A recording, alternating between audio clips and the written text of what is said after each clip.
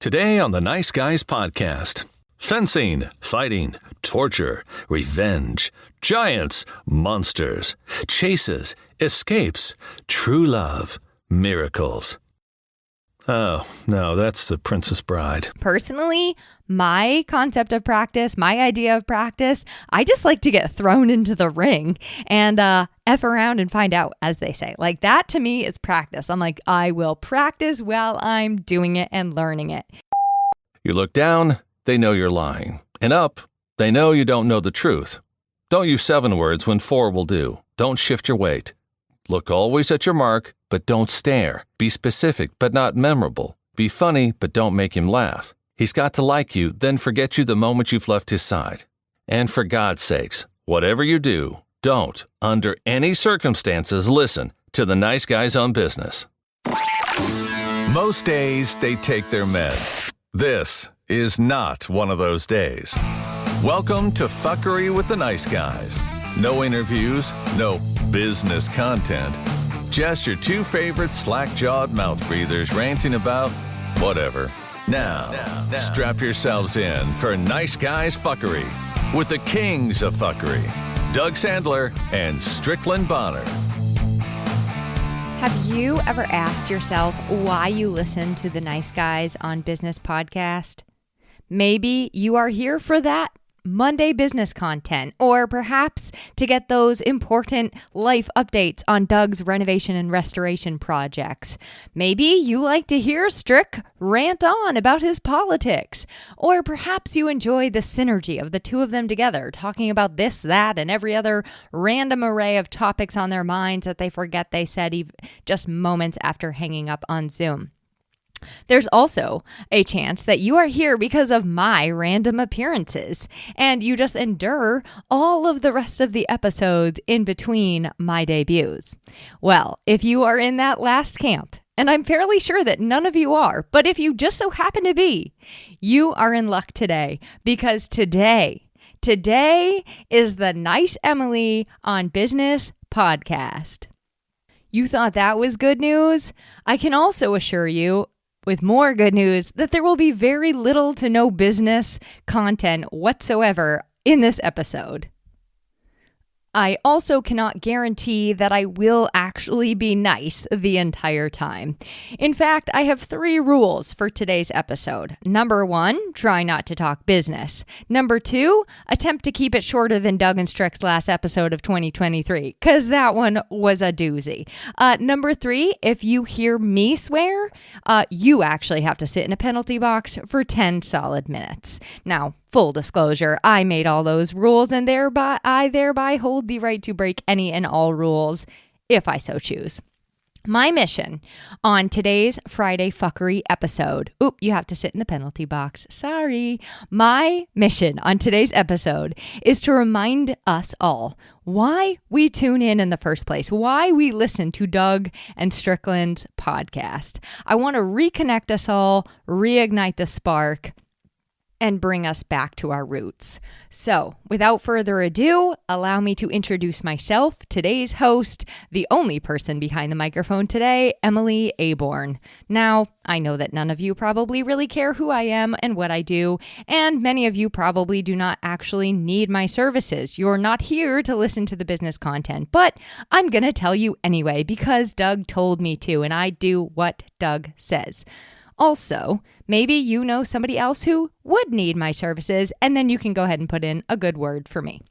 So, I'm Emily Aborn. Like I said, I'm a copywriter, which is a fancy word for a person who writes things for websites, and kind of my job. I simultaneously appease the Google gods and get rankings in SEO, and I also speak to ideal clients and customers, and I also help personality of businesses come through. So people get all the good feelings when they visit your website, and robots get all the good feelings when they're searching the internet for your website. It's fun. I love it.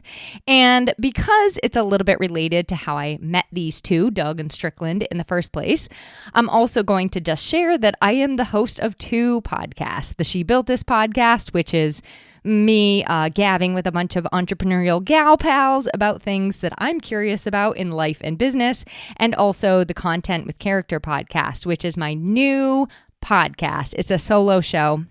And I talk all things marketing.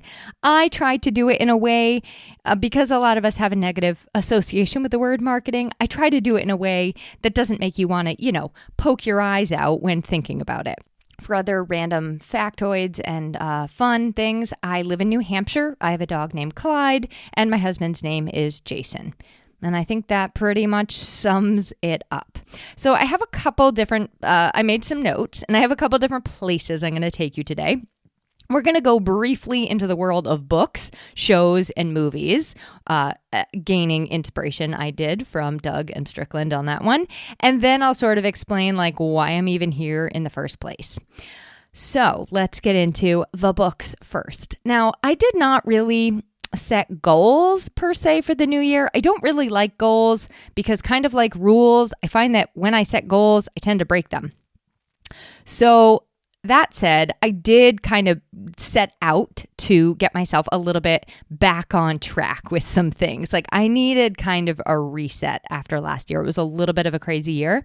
So I kind of put some new habits in place and new things in place that would help me to get back to business. So part of that was I set a budget with my husband, who I'll tell you more about in a minute. And in this budget, one of the things I kind of wanted to challenge myself in was to eliminate my book buying budget. Now, I just wanted to kind of say, I am not going to spend money on books anymore. I am an avid reader, and this is going to be challenging for me, but I am holding up my right hand right now, and I do solemnly swear that I will not buy any books in 2024. That is my goal. I will not be stopping to read. I will be getting books from the library, borrowing from other people, and who knows, maybe robbing a bookstore if I really have to, if I really need my fix. That said, I do accept Amazon BookBucks if you'd like, and then I can buy books on your dime, but I just can't buy them on my own. So no buying books for me. That's my goal. If you are a fellow reader, I have a question for you. I wanted to kick this off with a little question for you. Do you find it beneficial? Do you track the books you read? Now, I will admit, I do keep a running list. I love lists, and so I have a lot of lists of things. So I do keep a running list of the books that I read. Part of this is because I actually like to be able to recommend books to people when they ask me. A lot of people ask me what books I recommend for different things. And I just really love to be able to give them a very tailored, specific recommendation based on what I know about them and also kind of what I read. I also really enjoy...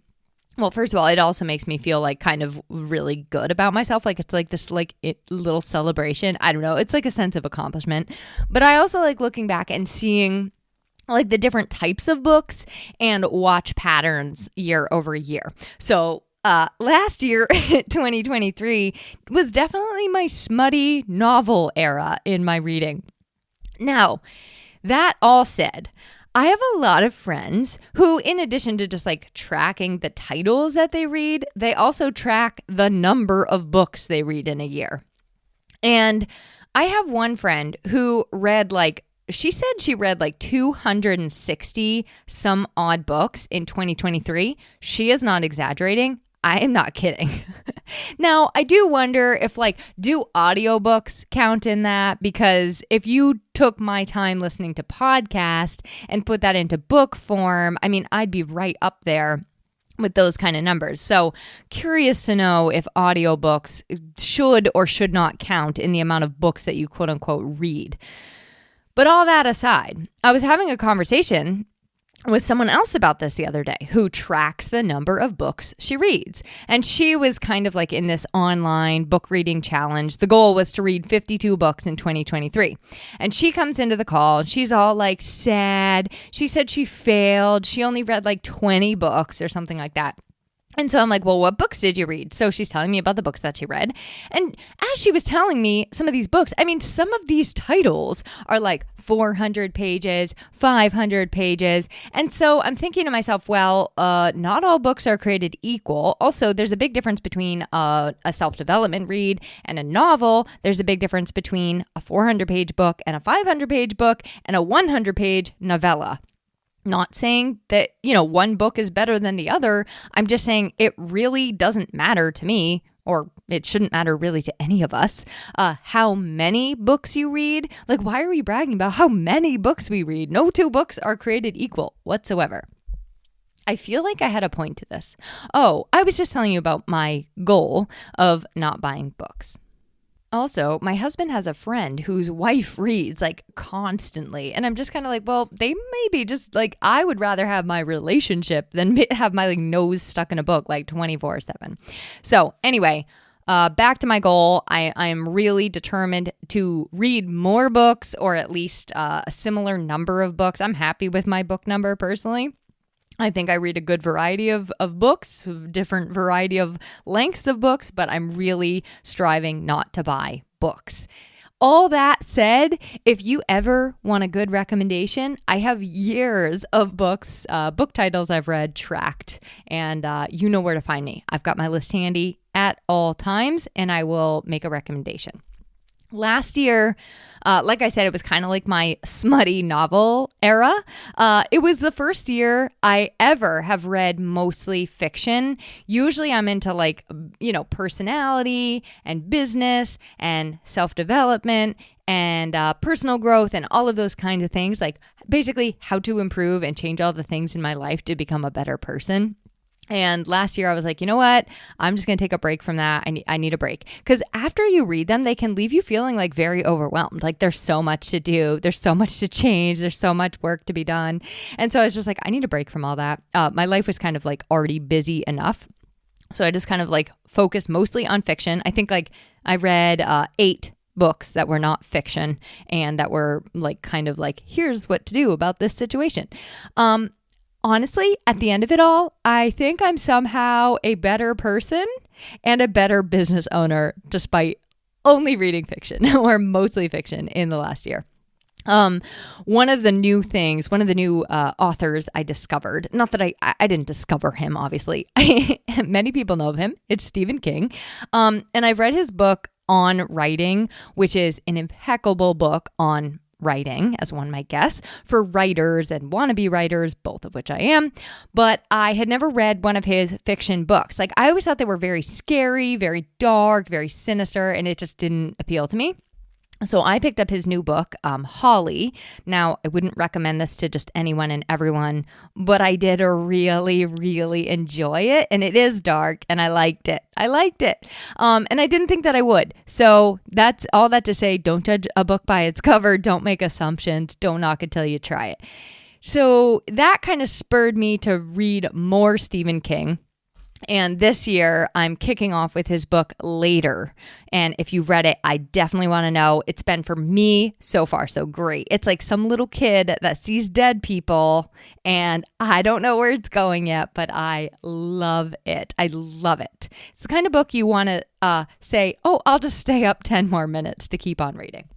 So, okay, enough book chat. They don't really talk about books a lot on this podcast, so I felt I needed to bring that into the conversation. But enough book chat. Let's talk shows.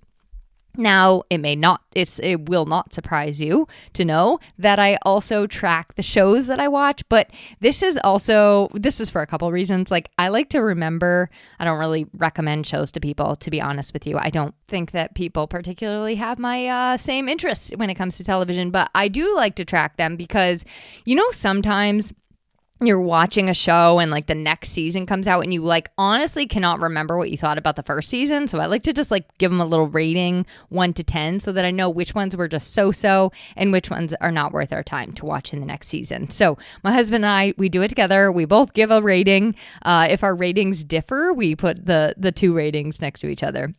So I thought I would share 3 shows, kind of like highlights of 2023, if you will. 3 shows that came out high for us. These are not like our top, but they came out high for us. So White Lotus, that was one. It was really great. It was kind of wacky. I loved it. I liked how kind of awful and just how human everybody is in the show in their own unique way. Like no character gets off the hook. And I loved that. So I gave that a 9.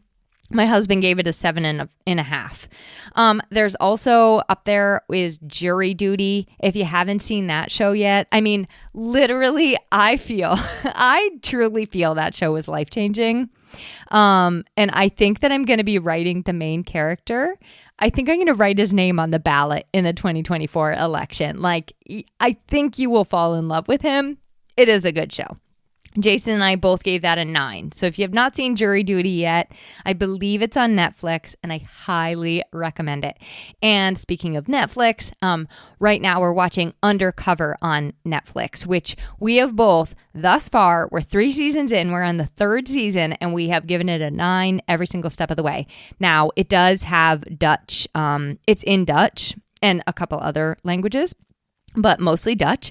So it does have subtitles. So if you're not into subtitles, like don't waste your time. But if you can hack it with the subtitles, Undercover on Netflix. Oh my God. And I would also say, don't let the first episode, you got to ride it through on the first episode because I almost was like, no, we're not going to watch this. And then I, for some reason, kept on going and I was hooked.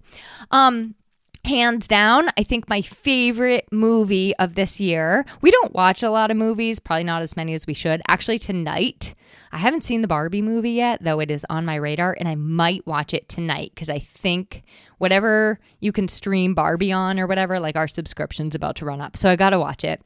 And I do want to see it. I want to form my own thoughts on it.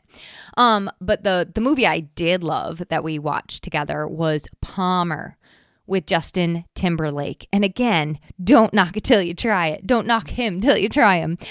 It's on Apple. And basically, Justin Timberlake plays a guy who gets released from prison and he has to rebuild his life. And oh my gosh, if you don't cry, I don't know. I don't know what to tell you if you don't cry. But that's all I can really say. I loved that movie. That was my favorite movie in a really, really long time. Okay. Enough about movies and shows and books. So we've covered all that. Now I'm going to answer the question probably still burning on your mind that I have not answered yet. And that is, why is Emily here? Why is she doing this episode in the first place? And for the love of all things, why is she babbling on about shows and movies? Like, who let her have the microphone and do this to us? Okay, in fairness, in my defense, the shows and movies thing, Doug and Strickland do that too. So I was just following their lead. But how I actually got here today, how this is happening right now, well, I must take you back. I must take you back to 2022, which is when I first met Doug, I think. I was a guest on his show, The Turnkey Podcast, which now that I'm saying The Turnkey Podcast, I left a voicemail recently asking them why they never released new episodes for that show, and they never did answer that question. If there's one thing I don't like, it is unanswered questions. But they never did answer that question for me. So anyway, that was a tangent, but that aside. So I was on the Turnkey Podcast with Doug, and then he had me on this show, the Nice Guys on Business show, as one of the Monday guests talking business. And then I had Doug on my She Built This podcast. Yes, he wore a dress for the interview, obviously. And we talked about how he built his empire and also what it takes to be like a pro podcaster like he and Strickland are. And then somehow, I don't know, random series of events, I guess, I got invited to hang out with the two of them on the Friday fuckery episodes. And then I sort of made myself like I kept inviting myself to be on more Friday fuckery episodes. And it was very, very fun. And I'm not really sure why they keep me around, but my reason is just I really, really like them both. I have a lot of fun with them. I think we have good rapport. And my favorite thing about what they do with the Nice Guys on Business is they keep it really interactive. So like the voicemail thing, like letting us call in and leave voicemails, that's super fun. And they also have like that listener engagement with the Facebook group. If you have no idea what I'm talking about, you can actually call this podcast. It's awesome. And you can leave a voicemail, like with your thoughts on the episode or with whatever you want. I don't know. You leave a voicemail. So the number is, and they will play it on the episodes. They will actually play your voicemail. Obviously, if you're a regular listener, you know this. But if you're interested and you're like, ooh, I'm curious, I want to leave a voicemail. The number is 4242 DJ Doug. And I'll say it one more time for you at the end. And what do I mean about the sort of interaction engagement? They also have a Nice Guys Facebook community, which is simply called the Nice Guys community. I assure you, you don't have to identify as a guy to join or even a nice guy. But I do believe that you have to not be prone to certain illegal activities. And you know what? I'm sure that even if you are, they'll probably let you in anyway, because I feel like they just kind of let anybody in, like anything goes. So I will make sure that Strickland knows to include those links and that phone number in the show notes. I'm sure he won't anyway, because they're not great at show notes. I mean, that is not their forte. But you can just go search those things for yourself. You can just physically dial the number, but you can search the Nice Guys community on Facebook and find us there. You're really going to have to fend for yourself in that department because, like, honestly, it's every person for themselves around here. That is one thing I've learned very fast on this show. Okay, so back to my story. We all meet, me, Doug, and Strickland. We chat a few times. They have me back a few times. It's lovely. It's all rainbows and sunshines and unicorns. Pretty much I say yes anytime they want to have me on because I have a lot of fun with them. So then this past Tuesday, Doug texts me and tells me that Strickland is going to be out of town and do I want to do an episode with him? And I was like, yes, 100%. So we proceed to the next step of setting the actual time. And you know how serious Doug takes his scheduling and his time. We set an actual time and an actual date, which is why this is all very suspect. But anyway, an hour later, Doug sends me another message and he says, oops, I got the dates wrong. I'm not actually back until Friday. He's in Pittsburgh, apparently, or was in Pittsburgh. I don't know. Like I said, it's very questionable, seems suspicious. And I wonder if maybe Doug just got cold feet and he was backtracking after thinking through having me co-host with him. Not sure. So Doug gives me a couple options of how we can pivot and also the option of going solo and promoting my business and my podcasts. And I was like, well, I don't like promoting myself, so no worries, Doug. I got this. I will actually be wrangling my lumberjack house painter husband, Jason, into the episode. It'll be great. It's going to be amazing. Don't even worry about it. So I asked Jason that evening, and I should tell you a little bit about him. First of all, Jason and I are avidly following in the footsteps of Doug and JJ. Like, we are striving to be podcast family over here. Jason has a podcast in the making with his friends, though I'm not entirely sure the premise yet, but it appears from what I've heard of the episodes, they kind of like record themselves playing this virtual game or online game. I don't really know. It's like a game board, but they can all see it. And they sort of make the jokes that men do, and they play this game together. And the weirdest part about it all, like, you're like, well, that sounds awful. I know, it does sound awful. But the weirdest part about it is they're actually very interesting to listen to somehow, even despite the fact that they're not talking about anything at all. I mean, it sort of, I guess, kind of reminds me of the Nice Guys on Business podcast, now that I'm putting two and two together here. So secondly, Jason also he and I want to start a podcast together. You heard I already have two, and we want to kind of start one together that we're going to do focusing on some local things and some of the goodness up here in Podunk, New Hampshire. So I assumed, asking the question, it would be a no-brainer and Jason would be up for the practice and being on a podcast. So I said, of course he will do it. But my idea of practice and Jason's idea of practice are two very different things. Jason, my husband, his idea of practice is like truly practicing, getting better. Like maybe one would practice scales on a piano prior to performing a solo concerto, or jumping into, coach an entire basketball team. Personally, my concept of practice, my idea of practice, I just like to get thrown into the ring and F around and find out, as they say. Like that to me is practice. I'm like, I will practice while I'm doing it and learning it. So anyway, all that to say, he turned me down. He's a little introverted, and he was nervous that he was going to somehow ruin it and single-handedly take down the Nice Guys on Business podcast. So he said no. So next up, my next option from Doug was to ask Jared. Now, I have many, many, many questions for Jared. Like, don't we all? First of all, do we even know what Jared does? Do we even know that yet? Have we ever solved that mystery? I don't think so. Also, what was up with his coaching thing? Like, what was that about? Does he like Ohio? Does he enjoy peanut butter Buckeyes? Like, I have many, many questions. So I messaged Jared. Jared said yes. And then he's like, okay, what time should we record? And he proposes this time of 9:30 p.m.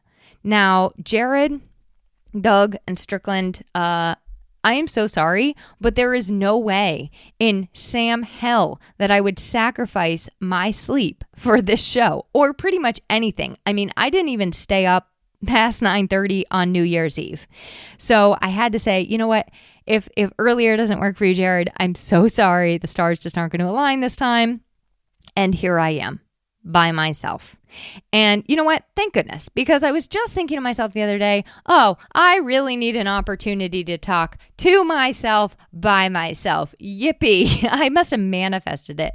But no, really, really, I'm grateful because I think that the real reason I'm here is the same reason that we are all here. And you know what that is? That is that we never know what we're going to get on the Nice Guys on Business podcast. Today's episode, case in point. You just never know what you're going to get. And I think that is what keeps us listening week after week after week. That is why we are here. That is what connects us all. So on that note, let's wrap up. I told you my goal was to keep it short. Well, I also could just do what Doug and Strickland do and say, I'm going to wrap up, but then just keep on going for another hour. But I wouldn't do that too. But actually, you know what? Before I do wrap up, I want to share with you one last thing.